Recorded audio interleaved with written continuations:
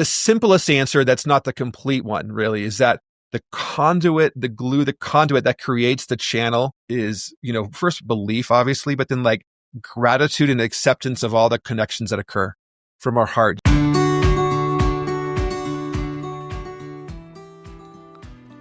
Welcome to the Spirits Beside Us podcast. I'm your host, Chris Lippincott. I'm an ex-Wall Street analyst turned international medium, spiritual teacher, and best-selling author. Each week we'll dive into the fascinating and uplifting arena of the non-physical world to help you deepen your understanding and spiritual connection to the unseen realm. We'll also share a behind-the-scenes look with others who've done the same and speak with experts in the field about their experiences. Pull up a seat and let's dive into these perspective-changing conversations.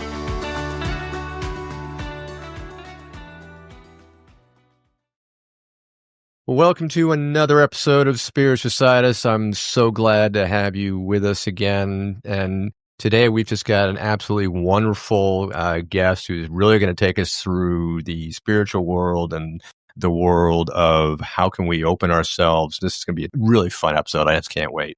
Our guest today is Aaron French, who is a psychic medium, but he's also an Akashic records reader and a spiritual practitioner who's got a lot of experience. He's been doing this for 3 decades, and he's got a non-dual foundation. We'll have to get into that. Much of that is based on Taoist teachings, which we'll also get into because it's a very foundational concept. And what he does is he's really kind of creating a grounded and heart-centered container within which all of these Akashic records and messages from all of our guides and whatnot and our angels are ultimately revealed. So with that, Aaron, thank you so much for coming on the show. Thanks so much. It's great to be here. Oh, this is going to be fabulous. One of the things I really want to kind of kick off the show is it seems that these days, and perhaps it's been going on now for the last 10, 15 years, but it just seems like it's accelerating, this spiritual revelation, the spiritual opening, it just seems to be connecting with more and more people, and more people are starting to either open up or, they're becoming less resistant to it. I don't know whether that's just because, the early foundation, the early pioneers kind of got us all used to it and we're now accepting it, or there's something more going on behind the scenes. What's your thought? Absolutely. I love that question. And my own personal experience, then also what my spirit guides tell me, is that there absolutely is this shift in consciousness, this global awakening. And, this whole realm we're in, including this earth itself, everything's alive, everything has spirit. And there's just a raising of vibration. And as we all sort of vibrate at higher frequencies, to put one analogy on it, it just changes the energy for everyone else around us, and we all rise together. One of the things that happens as we journey down the spiritual path is that we sort of shift the focus entirely from the brain and our mental facilities down to our heart wisdom in the Taoist language. So we sort of open up our heart as a euphemism for connection to spirit across all levels. And as more and more of us change our vibration and that raises, it changes that for everyone else. And it actually activates this heart-mind matrix of awareness that makes it easier and easier for more people to connect. So it's sort of a self-reinforcing sort of ball of energy. And, all the calendars across time, whether it's the Mayan calendar or the Vedic calendar of the Yugas or the age of Aquarius, all of these calendars are saying we're entering or we're transitioning into a new age, and we can feel it. We can feel it. Yeah, absolutely. I think it's so beautifully said that you were touching on the fact that while we've got our minds, it's really sort of the heart where the true energy lies, the vibrations lie. And as we connect to those vibrations, we ascend ourselves, we lift our consciousness with the higher vibration, because as quantum physics has shown us, everything in existence, 99.9999% of everything in existence is all energy, and energy cannot be destroyed. Hence, our consciousness cannot be destroyed. And what happens when the container, the physical body, no longer is useful? That energy, that consciousness has to continue on because energy can't be destroyed. And it's that heart energy, it's that heart wisdom, love, vibration that will also determine where, and how we are manifesting in that space. 100%. And when everything is energy and everything is conserved, that also says in a different way that all time is now on top of that. Mm-hmm. Everything is just right here because there's nowhere for it to go, or there's nowhere or when for it to go but here. Yeah, and that's exactly why Spirit's always been saying time doesn't matter. Time is irrelevant. Time means nothing. Yeah. And even Albert Einstein was saying ultimately there is no time. Time space may bend, but ultimately that itself is the matrix. And let's go back to the movie. But Yeah. but it goes right back to that whole concept of the only way we can understand the passage of anything is through milestones, not through the way the Earth spins around the sun. That's right. Man-made. Time is man-made. Absolutely. And even our brains have multiple centers where even as we create time, we're creating time in different ways depending on our experience and how we're experiencing reality. So, even within our own human-made experience, we're actually shifting between different experiences of what time means. But on a different level, I've been shown, I love this idea of time and timelessness and all of this. So I've asked my guys a lot around this question. And what they've shared with me is that the reason we have time on Earth, the reason we experience time is because from one perspective, our Earth's purpose broadly for humanity is to come to Earth and feel the separation from the unity of spirit, from God, from all things. And Earth is one of, there's many, many, many, many, many places our souls can go to experience different realms of energy and experience and universes. Earth is one where there's nowhere else where we're cut off to this degree like this. The most dense places. Yeah, there's plenty of places that are different and have some separation, but Earth is extremely separate from spirit as we get here from source. Part of the joy of coming to Earth for a soul is like the amusement park of being small and separate. And it's that ecstasy of reconnection that our souls crave. Yeah. And we can't have that if there's no time. That's the best point. It's like, and they say in order to know one thing, you must first know its opposite. Bingo. Exactly. And so our souls come here, no matter if we're here for, if we die as a baby, with all respect, or if we live 100 years, for a soul, there's no time. So from that perspective, from humans, that could be a tragedy and sorrow and all of that, and all respect to the suffering of humanity. And from the soul's perspective, we're just here for a moment anyway. And then we have our experience and we come back to the unity, whether we do it as awakening when we're alive on Earth or not. We have this experience of this separation, and that shows us the glory and the rapture of connecting with everything, as he said. So that's the journey, and that's why there's all time.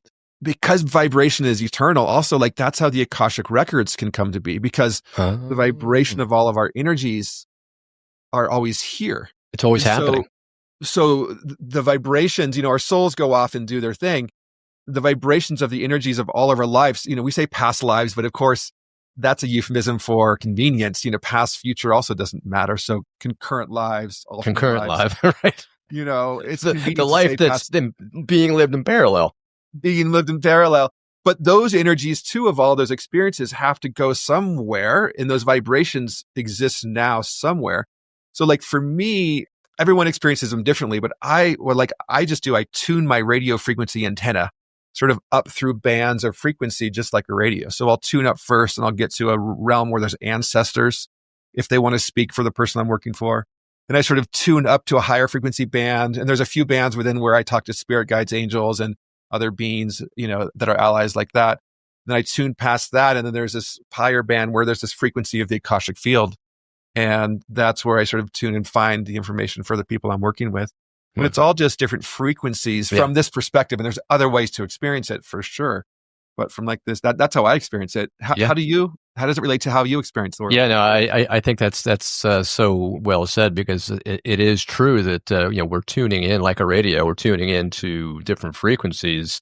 And, when I'm giving, mediumistic readings, eventual medium reading to my clients, it's literally, I've got to shut off the ego mind that's constantly yapping all the time and tune in to that daydream state, to allow that creative daydream state to actually open up and allow what's coming in. So I'm basically tuning in to the vibrations that are already there. Yeah. It's just now I'm kind of taking down my veil, because the veil's not out there. The veil's actually in my mind. And just allowing, spirit to come. And, other times I'll use my heart and say, bring us, those that are meant to be. And that's really one way to come. So it's great. How, I mean, as a person who's, been through your spiritual journey and now being a medium, how did you first get on your mediumistic journey? What were some of your early experiences? Were you always aware of spirit? Was there a catalyst, or what happened? I think that I was, but early in my career I was a scientist, and I was taught scientifically to be rational and sort of ignore that part. So when I was very young, I lived in sort of communes in sort of hippie California, early childhood, always outside. And so I was very, very connected to the energies of all things and realized like the life and connection between all things. But that was sort of shifted into a sort of a scientific rationalism. But it was in grad school, and I was actually living in Africa doing a study on some birds and monkeys in the rainforest. And I was there for a long time, for a couple of years. And so there was a time, and we were cut off. It was a 20-mile hike into the middle of the forest. Wow. This was before phones, were out there. We had a radio we could call in maybe sometimes, but no communication basically. And like even letters would come every few months, perhaps. Oh my gosh. So there was this week when all of a sudden I was thinking of my grandfather, and he lived in Iowa. I lived in California. I didn't see him that much, but I was like, when I get home, I need to go see him and, call him and see how he's doing. And I even told my friends at the camp I was at around that and put it in my journal. And I was like, for like a week, he was in my thoughts and, really prominently, really strongly in a way that was like notable. And then that sort of passed. It wasn't until 6 months later, I left the forest and was talking to my dad, and he said, "Oh yeah, at Grandpa's funeral." And I was like, wait, Grandpa died? You didn't tell me. He's like, "Well, I didn't want to worry you." And I was like, wait, when was that? And it was exactly that period of time. That date. Oh, wow. And because it was so dramatic and I was so cut off, there was like no other way I could explain that except for that he came to me. Yeah. In the spirit form. Nothing else made sense to me. And it was just sort of like this earth-shattering moment of realization. After that, that was back in 1997. So that was a minute ago. Yeah, right. That was a minute ago. But then other ancestors started to speak to me, come through slowly. And then slowly, over years, then, relatives, ancestors, guides for other people would start to come. And that was the time when I was sort of at first very resistant for years. I'd be like, no, that's not, this can't be real. Like tell them directly. I knew it was real actually. But I was like, I'm not that guy. Like, I'm not that guy. Like, yes. I'm just a regular guy. Like you tell them. Yeah. I don't. And sometimes it'd be for people that I didn't know well. Like a friend of mine, but I was like, I'm not going to tell them about some message from, that's weird. They'll think I'm crazy. For sure. So there was years of me just saying like, oh, no, and trying to push away. And then finally I gave in and started to give the messages. And sometimes it'd be for a person at the store. And I'd say, hey, look, this might be weird, but this message is coming through really strongly. Are you open to hearing something? Are you open? That's important. That's the ethics right there. Bingo. Yeah. And it just sort of, once I started to open and become more comfortable, then the floodgates opened, and then here I am kind of thing. Wow. But it took years, as I said, it took years of me sort of like, again, I was thinking, I was a rational scientist for years. I became a business person, was doing, business executive, flying in private jets and being in the boardrooms of the top Fortune 100 companies of the country. That version of me wasn't super open to like being really open with being a medium. No, I would think the clients would not be very open to that either, honestly. Yeah. So it took a minute. Yeah, it did. A minute in spirit time. Exactly. It took a couple of decades, but got a second, a blink of an eye. So it's so funny because now I'm constantly hearing people, ask, how do I connect with my guides? How do I connect with my spirit? What do I need to do? How would you answer those questions to people who are either just on their path or are starting to, think, what do I do? How would everybody else can get their guides? Why can't I? And I get asked this so much. I actually have a course on this that I teach regularly. I have one coming up, I think, next month. I do this every few months because I get so many questions. Yeah. But the simplest answer, that's not the complete one, really, is that the conduit, the glue, the conduit that creates the channel is first belief, obviously, but then like gratitude and acceptance of all the connections that occur from our heart. Just like this yearning gratitude of like, at first it's the small things. The parking spot opens up. The perfect you're at the store and your friend walks up and says something that you need to hear, and then they walk away and you don't see them for a month, but you needed to hear something that they shared with you. These little coincidences, which we all have and all acknowledge, when we just acknowledge that these are actually, hey, I don't know what that's about, but I can't really explain it other than it's sort of some miracle, divine, angelic, whatever intervention of some kind. Something out there beyond me is helping me. I don't know what it is, but it's happening. Exactly. And then my guides gave me this really funny analogy to share with people that I love sharing. And it's just like, there's this old game called the Barrel of Monkeys. Oh, yeah. These little plastic monkeys with little hooked hands. And, the rule is for whatever reason, and it's because of our free will, we have these clouds of beings, angels, guides of various levels all around us all the time. They can sort of move things in our periphery, like move the parking spot for us, but they can't directly intervene in our lives until we agree. Right. There's this covenant. We have to fully say, yes, I need you. Come to connect with me. And so that's a universal law. From our heart space, we need to reach up with our little hooked hand and just be ready and able to receive them. And then they're there reaching down with their little monkey hooked hands from this analogy to connect with us and make that connection. And then as we continue with gratitude, with love, with appreciation, acknowledging, just in whatever way it means for you, your own words, but like, thank you. I honor you. I'm grateful, from your heart. And then it just expands from there. Once we do that. I love that analogy of the barrel of monkeys because that hits right on the head, the whole concept within mediumship, trust and surrender. You've got to trust and allow, then just know that your guides are there, your spirit's there. They're going to give you everything. They're always by your side. They're waiting for you to reach up and say, I'm here. I trust whatever it is that you're giving me, and I'm allowing it. And I'm just going to surrender to whatever it is that you're giving me.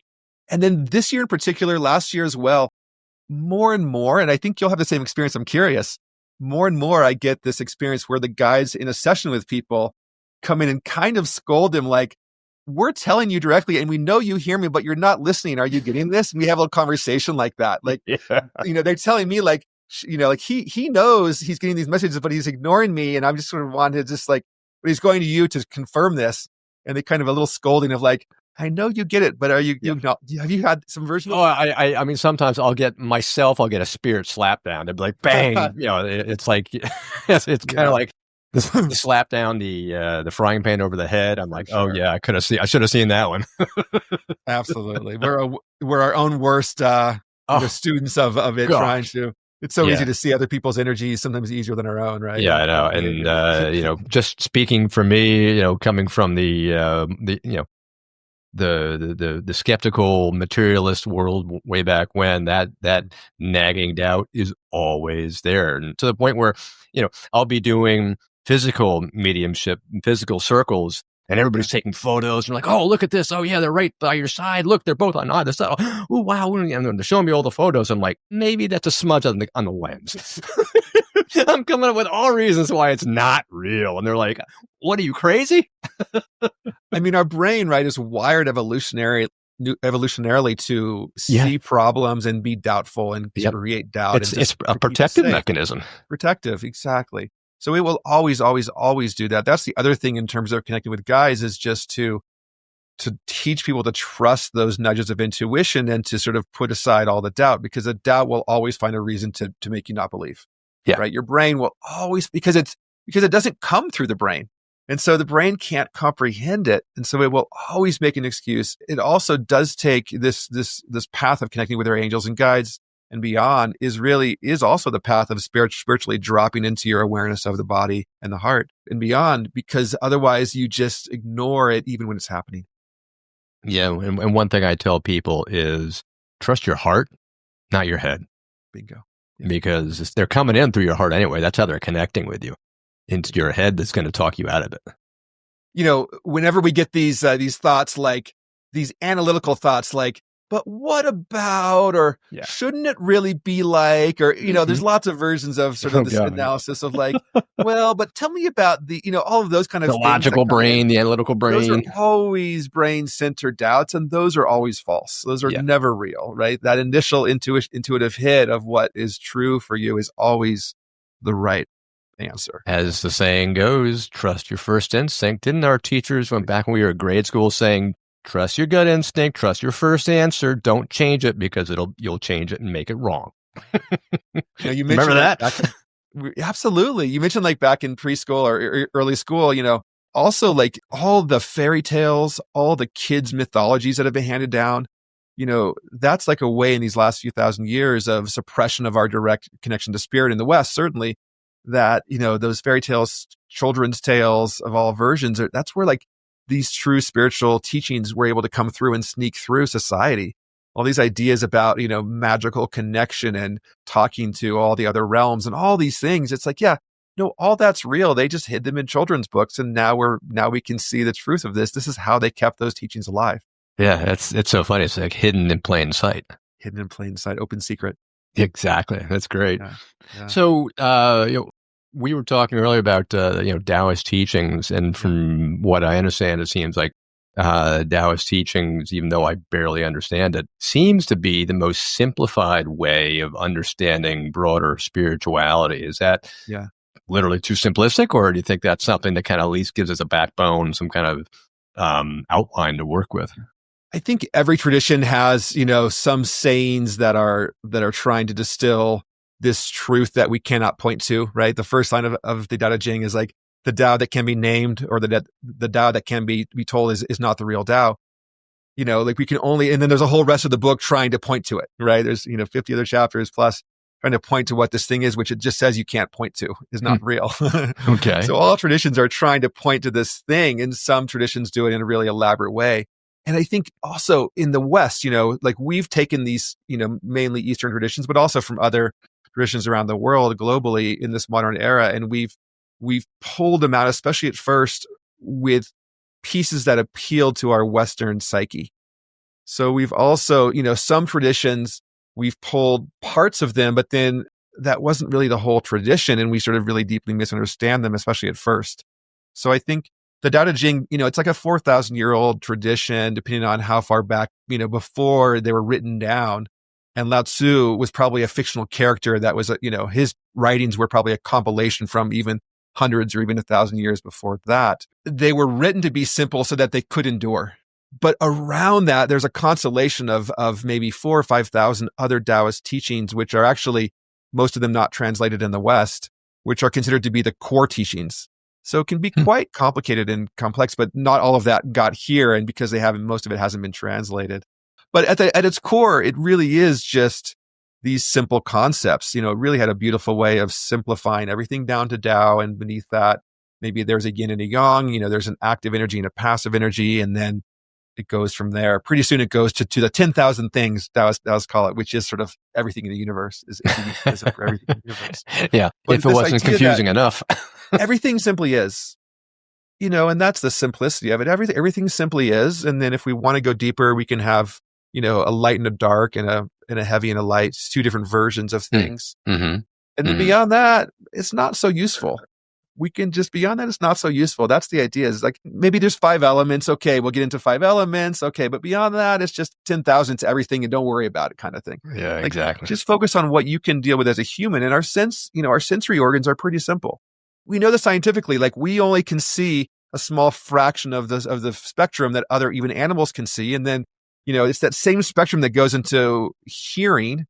There's no difference between, what we hear and what we see, except for just the frequency and how much vibration there is from my perspective. And I think that's kind of so that it goes right back to not only mediumship, but the ability to connect to spirit, is that everybody believes our physical senses are everything we see.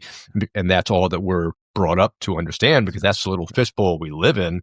Yet little do we realize that those 5 physical senses that we have are just a tiny spectrum of what the reality truly is. I mean, can we see, X-rays? No, but other animals can. Can we see ultraviolet light? No, but other animals can. Does that mean it doesn't exist? No, it just means it's beyond our perspective. Likewise, so is higher vibration spiritual energy. Does it mean just because we can't see it, it's not there? No, it just means we can't perceive it with our physical senses. And once we go beyond the physical senses, that's when the magic opens up. And our bodies are this is the thing that's so funny, is that we have, we have nerve receptors and these combinations of this antenna of receivers all through our spine, all into our heart space and our whole body. Science knows that these networks of nerves and clusters are all there, but they ignore them and say, no, it's just the brain. Yeah. Increasingly, they're becoming aware of this, but there's lots of, brain-like clusters of nerve cells in the heart, for example. Mm-hmm. Up and down the spine, there's all of these clusters of really deep intelligence, and also this antenna, which, and we know spiritually, our spinal column, our central column, the chakras, the dantian, are these stacked centers of energy and awareness and receiving and also transmitting. We're this alchemical receiving and transmitting alchemical energy body that we have. And again, science can also pick this up. We know that we can affect our energy body by meditation, all these things, but it's catching up, right? Yeah, and that's the chemical properties is of our whole body is powerful. Yeah, please. Yeah, I was just going to say, science is slow to catch up, but you were talking about meditation and how meditation can have a dramatic effect on our own energy, our own aura, our own energy field. Talk to that, because that's something that I think everybody can learn especially once they get past that frustration of, oh, I had a thought, I can't meditate. I mean, it was just so many people. But once we just, once we even become aware, oh, I have an energy body. Yeah.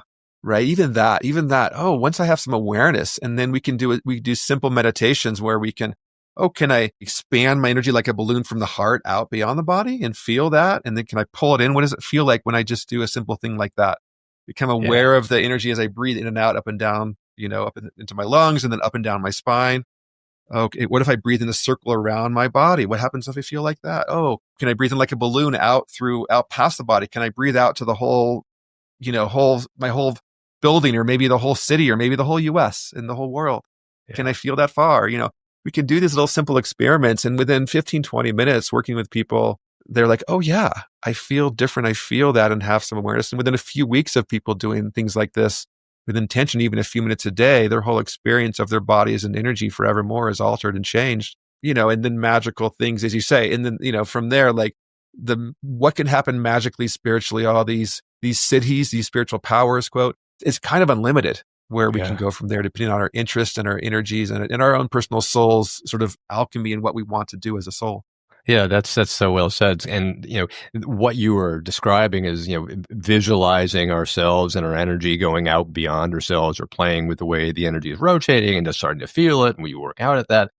And then as we start to feel that energy maybe going out beyond our house, beyond our neighborhood, beyond the country, and we start to expand to beyond the universe, to connecting with the great spirit source, all energy, that's when we're actually sitting in the power and receiving that download of energy and spiritual energy. And that's when you just are basically charging your spirit and your soul into the spiritual socket and recharging yourself. I love that analogy, because I feel like, when I sit with a day of working with people in sessions with their spirit guides, with the Akashic field, I feel like all day long, from one perspective, I'm in this mist, this light, beautiful mist of being charged up, of being equalized, of being harmonized, of being fulfilled, of being just, there's such a yummy, good vastness that a day of this work, I'm so charged up and activated, but also calm at the same time, and vast, that it nourishes me so deeply, as opposed to maybe other kind of work where you get drained, right? This is how you know. Yeah, like we're plugging into this every day. We receive the benefits, even though we're mostly working, when I'm doing this work, I'm mostly working on the behalf of another person. Even it flowing through me, you're the vessel, fills up everything. And it's just, we feel so good, right? It's such an amazing thing to do, even for us. Exactly. That's the thing. It's like a lot of people, ask me, well, don't you feel drained after doing a mediumship session? I'm like, heck no. I'm because I'm just a portal. I'm just the vessel. I'm just the relay station, the tool. They're putting their energy through me, and I'm receiving their energy. And as a result, I'm getting kind of like this residual energy from them. They're charging me up. It's like, if 100%. I put my finger in a socket and then put my other finger into an electrical device, and I'm the middleman, I'm getting charged up. 100%. And that's what it feels like. It does. It's such a, an unexpected, beautifully unexpected sort of side benefit of all this is just how much.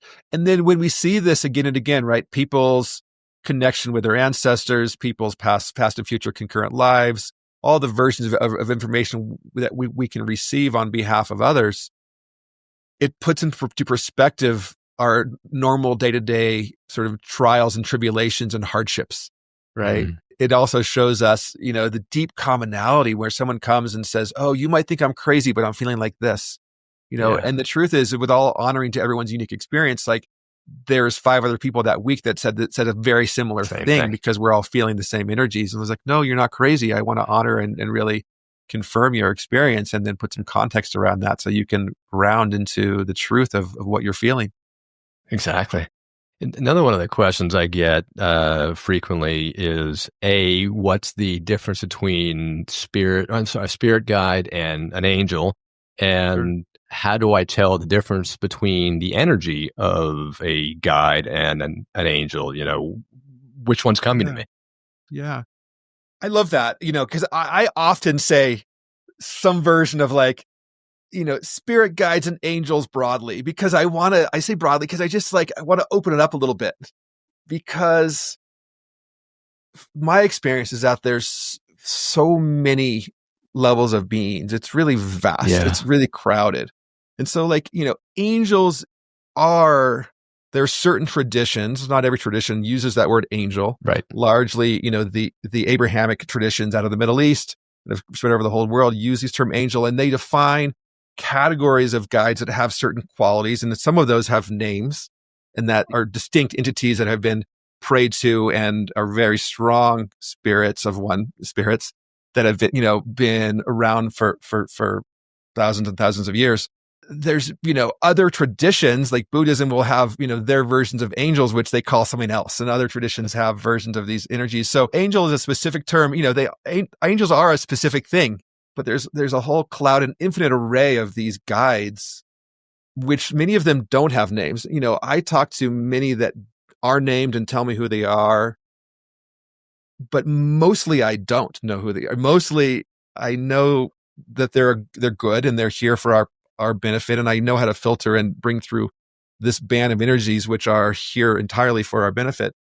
But most of the information I receive, I don't know specifically like a name of who it's from. Right. Well, most of the time they don't. Sometimes, and when I do, it's fun, but usually I don't. Most of the time when they come through, we're begging for names for a guide, and they find that they're like, you really don't need a name. It's kind of funny, right? They kind of laugh at it sometimes. Yeah. I mean, there are some entities like angels, or also like the Vedic gods. So if Lakshmi or Ganesha comes to me, those are energies. And so the gods too, like that, are, from one perspective, this is all relative, and it's not really true, but from one perspective, like one level higher than an angel would be these gods. And so, there are tons of people that pray to Ganesha or Hanuman, and those are entities and gods that have, again, these energetic boundaries, and they have a purpose and a direction, which is supported by the thousands of years and millions of people that have prayed to them and created these boundaries around these energies. But functionally, there's no difference in how they come through. Now, one thing is that, there's some spirit guides that are maybe, quote, lower, but they're still here that work only with like one person. Like I have mine that, some lower, quote, lower guides, they're not any less powerful. They're just choosing to work only with me. Right. And then, as we get to these sort of higher angels and gods, if you believe in that terminology, then they're working on a global level. Is one. And they co-locate. Yeah, bingo. Co-locate and are working with many people across all time, and they're always with us always, because it's only this, but they're not working on the minutiae of every moment with me, like my personal spirit guides. Yeah, like your main personal guide, who is basically, I'll call them like the orchestric director, or the band leader, if you will, because they're the one who's bringing together, those the group of 10 other sub guides who are each doing their own thing. And then even beyond that, band of 10, you got all the the what I refer to as the subcontractor guides who come in whenever you need a parking space. Yeah. And so even that core group that you just mentioned, for me, I don't know if it's 20 or 50, but somewhere in there, it's pretty crowded. And Yeah. most people, these guys sort of cruise around a little bit, but any given time, 20 to 50 really commonly of voices of energies are there and present with all of us at every moment Yeah. continuously. Right? Always. Yeah. And then all these other layers on top of that. We're so supported. We're so supported by all these. If we could only get out of our own heads and open our spiritual eyes and hearts to feel that, to know that. And, that was why I wrote my book, Spirits Beside Us, because they're not up there in the clouds. They're literally sharing our space all the time. All we got to do is feel them, know them, and experience the fact that they're right here, right by my side. I could put my arms around them and say, hey, let's go have a beer. And here's another important point that I love to share is that, the more that we connect with our spirits, our angels, our guides that are right here and go have a beer with them right around us, both sides of us, the less room there is for sort of unconscious energies to come into our field. Yes. So people talk to me around like, okay, what about protecting your energy? What about that? Dark Right. energies, entities, all of that stuff. And, I'm going to say this first, like, yes, I do teach and believe that, yes, there is a place and time for having like strong boundaries and learning how to protect your field and create shields and those things. There's always a place for that. And I almost never, 99% of the time, don't use any of those tools because when we're filled with the light and love from our hearts and connecting to our angels and guides all around us, there is so much light that there's no room for that kind of darkness to come in. Yeah. So if we focus on the darkness and create shields, it actually creates vacancies within us where then things can actually creep in and it creates more darkness. Like attracts like. Back in the Taoist perspective, they say, this idea of like, my teacher would talk about like everyone is possessed all the time, just as a normal perspective with the idea of it, like transpossession, like anytime you're not 100% aware in your thought. So unless you're completely at the highest level realized, you're not fully aware every single moment. And any moment you're not, there's some other energy controlling you is from this perspective, right? Yeah, exactly. It's not this sort of evil perspective that we have in the West. It's just sort of a normal, like natural, like just like whenever there isn't a light, there's shadow. Just like as simple as that. It's just a simple nature. Yeah. And so again, if we're focused and connecting deeply every day with our angelic guides and spirit guides in this level, then there's no room for these darker entities and forces to come in and be with us. Yeah, that's so well said, and it's very much like the energy that we put out is the energy that we receive. All that we are as a result of what we have thought. And so whether that's a feeling, whether it's a vibration, the more high vibration you create, the more high vibration you are receiving and creating, and that's your existence. And that. So yeah, to your question, a lot of people ask me, well, do I have to put up a protection prayer or something before I go into a reading? I'm like, no. And they were like, well, have you ever experienced evil spirits? I'm like, well, no, because I set the intention, which is critical. I ask for love, light, and the highest good for all concerned. That's the intention. And then I'm also connecting with love and high vibration energy, which love is the highest vibration. So it's that. And also I'm just saying, let's connect to my guides and the highest beings. And it's that energy that we put out. What we put out is what we get back. Yeah. I do sometimes do like plant medicine ceremonies and do shamanistic things like that. And 6 months ago, I was in a ceremony where the shaman who was leading the ceremony didn't clean the space and all kinds of demons did flood into the room. Oh, wow. And wasn't clean at all. And so at first I was just sort of like, what are you doing here? You're not welcome. And they sort of came back to me and said like, no, we're very welcome. And I was like, okay, well, this was a place where I was like, okay, shields up, like, let me just make sure like, no, shield wall. No, 100%, because there was many of them and they were flooding in with people that were under the influence of this plant medicine. Oh, yeah. That's why they're coming in. And the shaman wasn't shielding, didn't have those intentions to create the space cleanly. And, I ended up getting out of there. I didn't ask or challenge that person. Yeah. I thought about it and I was like, well, either they're incompetent, which I don't think they were, in which case it doesn't matter what I say to them, right? Or it's intentional And so I don't need to challenge them if they're doing that. I don't need to challenge this sort of person who's letting these spirits in. I'm just going to like go on my way and say thank you and close myself off to that. But Wow. so people are doing these experiences. So it's important, like these darker energies do exist, but in my day-to-day life, I never have to worry about them. Well, ever, yeah, ever. it's exactly like, the old Ouija board. People say do not play with the Ouija board because you never know what's going to come through. It's and that's typically it's teenagers or young people who just aren't even aware of this, aren't even thinking about it, and oftentimes maybe it's at a party, so perhaps they're inebriated, and that's bringing That's it right. down negative energy as well. It's like being at a bar. The negative energy that comes through in spirit in a bar, so you've got all these people in spirit who are vicariously living off the people who are drunk, and that's what happens. Absolutely. Yeah, I mean, I don't do it often, but I do readings. Like I'll do sound healings and I'll do readings for parties and this and that. And then sometimes, but I'll be really clear, like if anyone's drinking, if there's any drugs or drinking, like there's none of that It's not going to happen. 100% not. So either it's earlier in the evening or not at all. Yeah. If that's what's happening, with all respect, like, no, whatever, do your thing. But like, that's not the energy that's I'm going to bring in with that kind of a party, because then you're not reading the person, as you said, you're reading whatever other entities are present in those environments. Yeah, exactly. Well, that's amazing. Yeah, it's like what. Because people say, "Oh yeah, well I gotta clear the energy." I mean, here's a question. I've had some people call me up later on, and they're like, "Oh well, somebody said I was cursed," or they're like, "I've got like this bad energy in my house. What do I do?"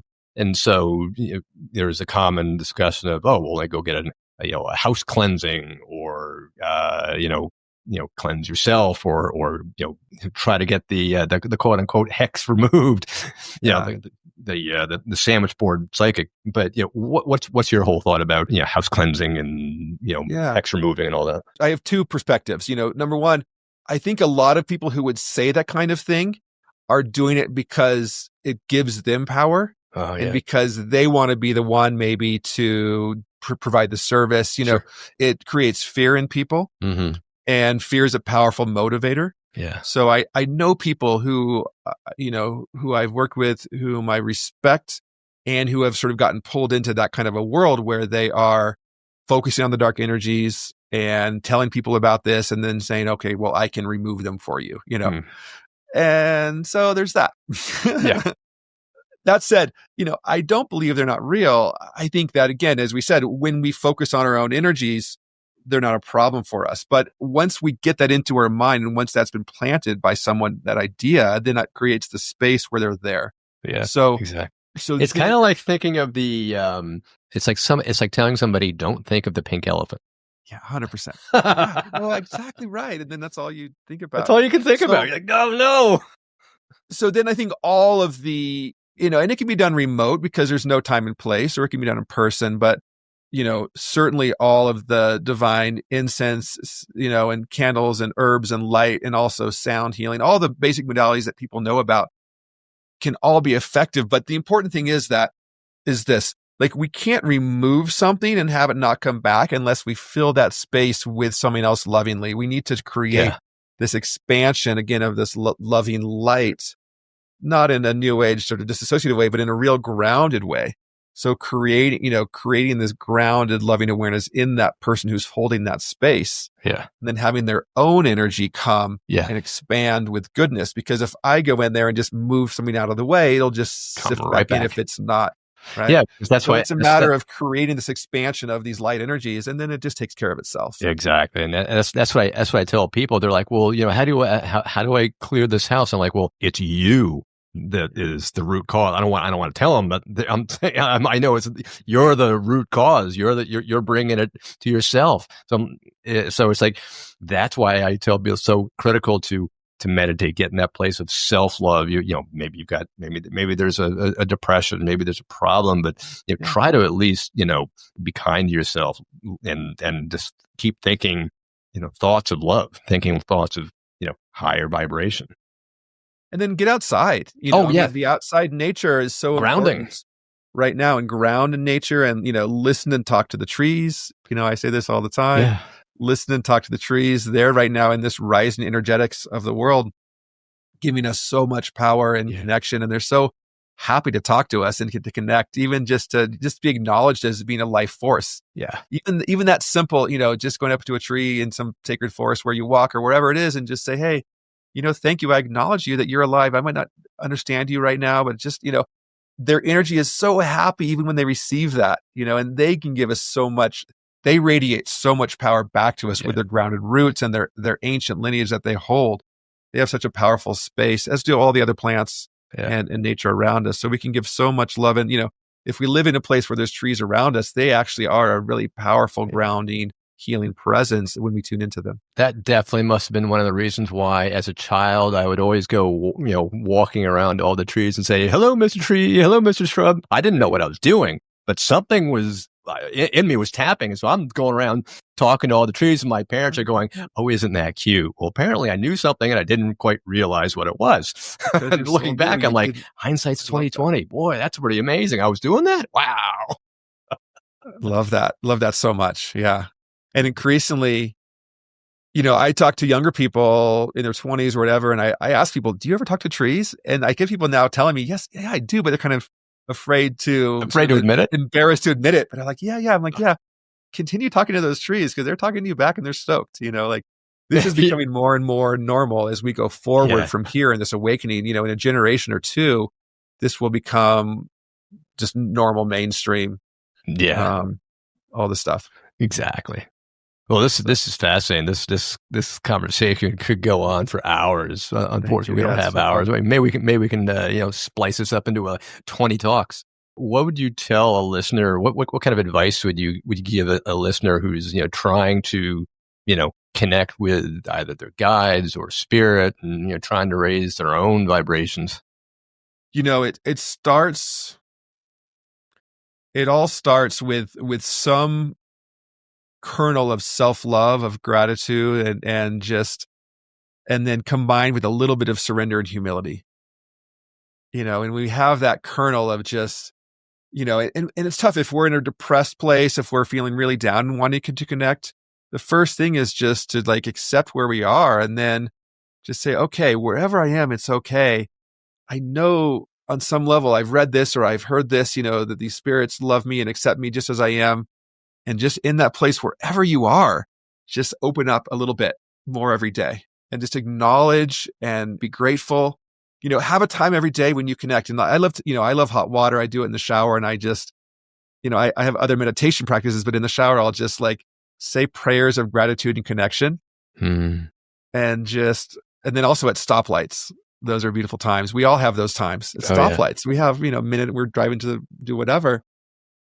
Oh yeah, I have 30 seconds. I have a minute here. I can just take this time to pray and send some prayers of gratitude. So consistency is really important. Yes. And just opening up that consistency every day, little moments every day is sort of more powerful than once a week, I'll pray to my spirit guides and then forget them the rest of the week. It doesn't, It's weird because time doesn't exist and yet consistency makes a difference. It's important. These weird paradoxes. So that's what I would say. Just start with that little bit of self-love and then consistent gratitude, and then things will unfold. I mean, the thing is that the next book will appear that you need to hear, the next podcast, the next, the friend will come and say something to you. You'll see a billboard that will have some meaning, and things will start to open up, and then it will start to just flow downhill, and things will open up for you.